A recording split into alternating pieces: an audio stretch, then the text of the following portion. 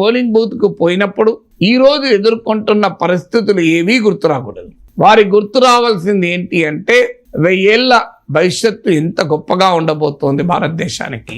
అంటే ఆంధ్రప్రదేశ్లో ఒక ఓటరు పోలింగ్ బూత్కు వెళ్ళినప్పుడు ఆయనకు ప్రత్యేక హోదా ఇవ్వలేదని గుర్తు రావద్దు, విభజన హామీలు అమలు కానిది గుర్తు రాకూడదు. వారు 1000 ఏళ్ల భవిష్యత్తు గురించి తీపి కలలు కంటూ పోలింగ్ బూత్కి వెళ్ళి ఓటు వేయాలి.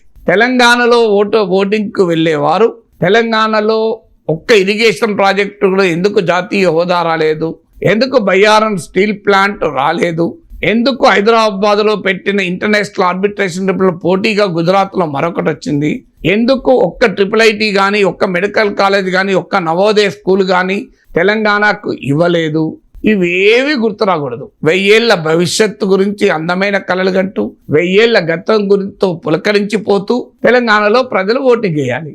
ఇది కదా కోరుకునేది.